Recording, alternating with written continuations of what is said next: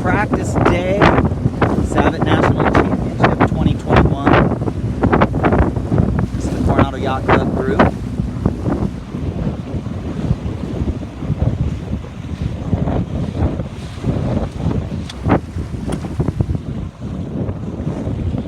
Oops. So the sail looks pretty perfect. Little overbend wrinkles, but not much. Cunningham's snug. It's got the T5 on it. It's not very big, so the T5 is a little flatter than the T6. It's able to keep this main quite tight with the Traveler down.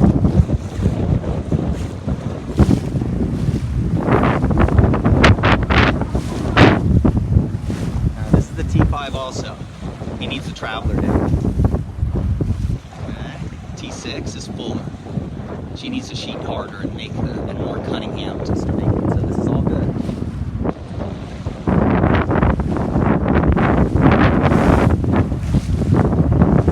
So that should lean out and roll Kevin. Okay, this is cool. She just needs to have her accelerate a little and then hike harder, and she is just lifted off.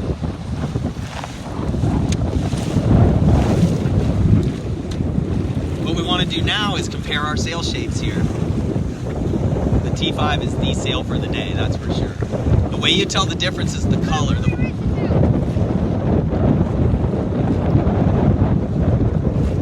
They have a black tack. See how they got the black stripe on the tack of the sail? And then the T5 is going to have a blue. That is not Kevin's racing sail, I don't think. I don't know what kind of sail Kevin has.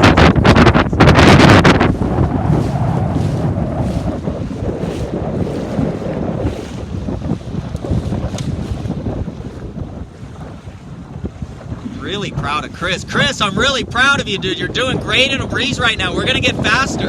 See how much fuller that sail is at the moment. He's not set up very well, and he's hanging pretty good. He needs more Cunningham. More bang. Okay, well, here we are, getting some good practice in breeze. So this is the lightest wind it's been all day. Look at it. Look at him hike. These kids are just shredding today.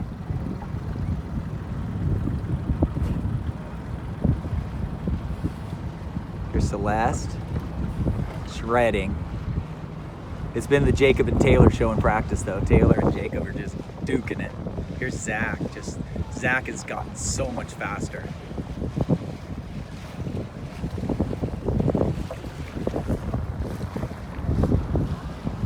Pretty cool.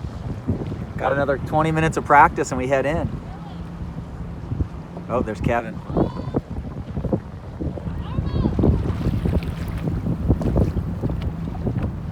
Look at this, Zach again. Zach is totally top 3 again on the races we're doing. Watch this tack, watch this.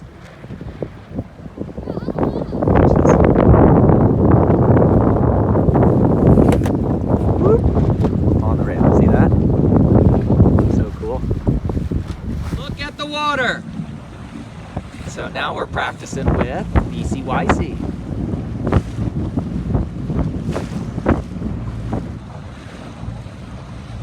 I have no idea what sail Kevin has. I don't know what design this is. It doesn't look bad actually.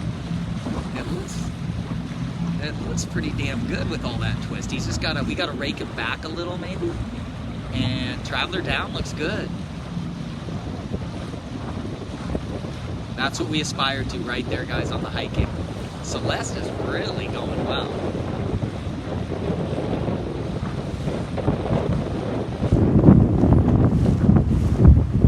Jacob uses a lot of bang, so you can see that wrinkle in the sail is because the bang is on quite hard. And that's risky in a Sabot unless you're skilled, you know. Sometimes you can get stuck in irons because you got so much bang on you tack, and the leech of the main just spins the boat back up into the wind. You can park it. So if you have hard tacks on a Sabot, you got to be able to let the bang off a little maybe. Oh, that sail is perfect, dude. T5, super flat on the front. If it gets lighter than this, we'll have to figure out a way to power that up a little. Okay, we're gonna work with Kevin.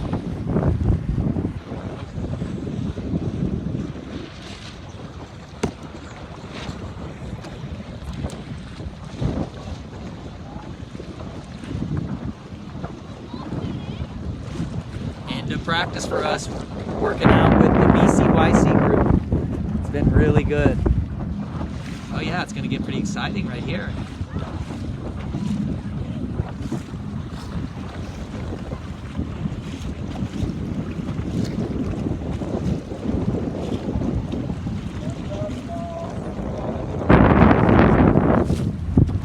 And we didn't get to work on windward mark roundings. I kind of blew that today. Need to work on that right there. Because this was a light wind one. When it gets windy, it turns into a totally new ballgame.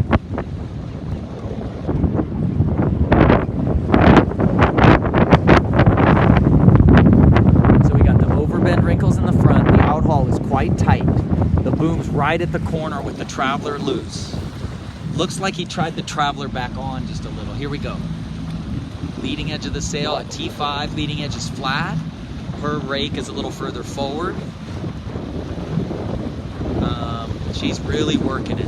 He's more steady, right? You don't see him jumping around as much. He's trying to not move too much. She looks really good though too. If I was her, I'd maybe rake the bottom of the mast forward half.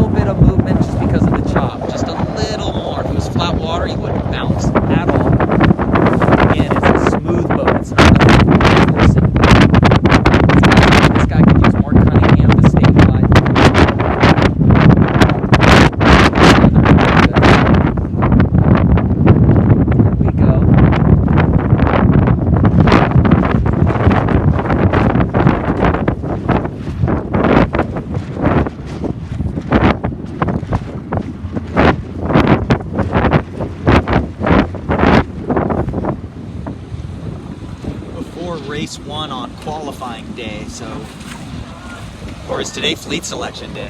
Flight selection. Yeah, today is flight selection day. My kids don't even know that. All they know is to do the races, start, be the best in the last minute before the start, be really good close haul, work the boat downwind in light air, ease the main, heel to windward more in puffs, sit back a tiny and trim a little and know when the puffs are coming. So I'm on the starting line right now. I'm over by about 2 feet. Line the pin up with the junior clubhouse, and that puts you just below the starting line. Right now you're over by a little. I think the pin end's quite a bit favored, yeah, Newton? Drop down until you line up with the junior clubhouse and you're way below the line. Right, so if I'm on the line right now, if I go down here, they're gonna have to change this line, I think, but maybe not. Dude, it's way too long. There we go. So now I'm lined up with the junior clubhouse, and that puts me, I'm going to go back and check it, but that puts me below the line quite a bit. We're going to go back to the committee boat and check it. Okay, then I think over is going to be, watch the junior clubhouse. See, you're good? Pin. I think I'm over. Got anything you want to give me? Right now, I'm over by a lot. See the palm? You have to tie that baler in. Orange flag committee boat, getting ready for race 1 for flight selection day.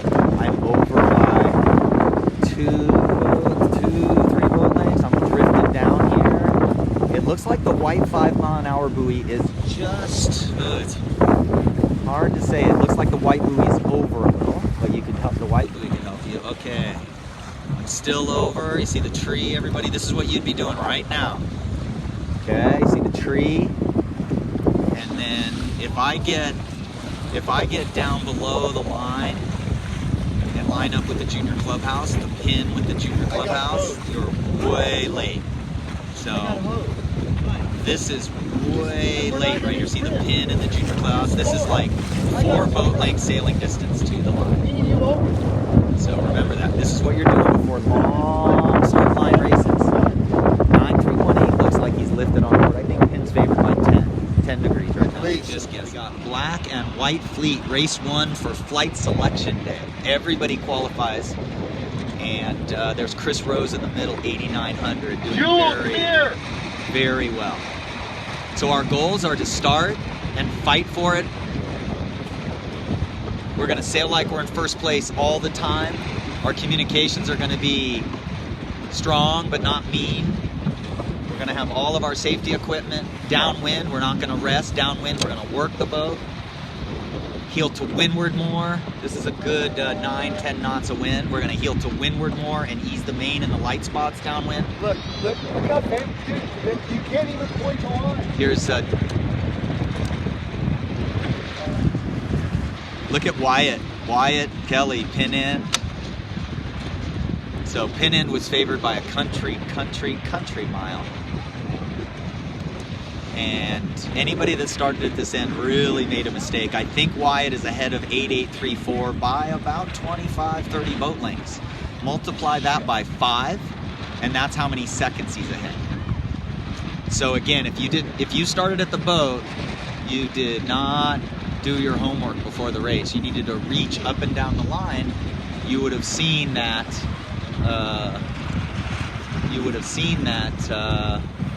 The pin was way further upwind. Cool. I gotta get out of here. There's Chris Rose, 8900, looking really good like yesterday.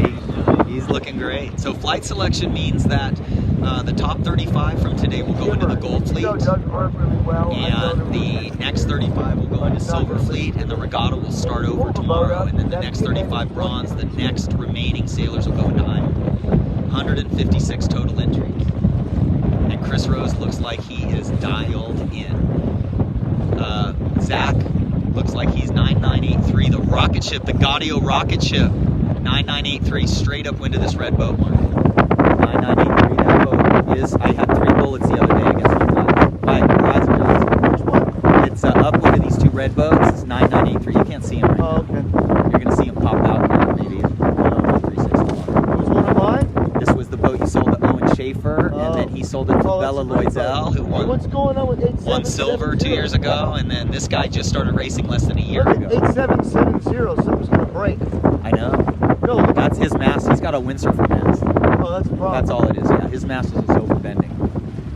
So you have to sheet like crazy when you do that. And Why you do have why do that? because people think light. They don't know that stuff. You gotta have a Gaudio stiff. You gotta have a Gaudio stiffness. No. Heck no. It looked like an Opti. It looked like Oh yeah, no, that's definitely like the people say, oh, it's a really light mast, but it doesn't fit the sail, and you see the whole that thing's bending sideways too. That's why you're getting those big old. Okay, well, good racing going on, guys. We're gonna have a breezy week. My forecast is for windier Thursday, but who knows? It could change anytime. There's Chris Rose tacking. Good job. He's in the top 12. Anyway, I think the Barca is anchored in the middle. I think that's right in the middle. And so what's going to happen with no current, because the current's very weak, the stern of the boat is going to make a perpendicular line to the wind, essentially. And so you look down the stern here, and that would be a square line. If let's say if the pin was lined up a little more with the trees near the roller coaster. Okay, so if you look now, you're going to see that the pin end, as it currently is well upwind of that line. So that's one of our checks for favored end, the back of the Barca. Okay, so now we're going to check our line sight here real quick. And the line has not changed, very favored pin. And the line sight is just off the junior clubhouse. Yeah, I am just below the line right there. Wow. I thought this was further off the line. There we go. Okay, so if I was starting this race at 1 minute, I would set myself up with the junior clubhouse just behind the pin. Look how tight Mac's having to trim to go down the line. So the pin's favored by just ridiculous amounts. Can we go look at the finishes? But a couple of us just started, yeah. A couple of us just started with the line sight there. Look at the mast of the club. I mean, this is how far off the line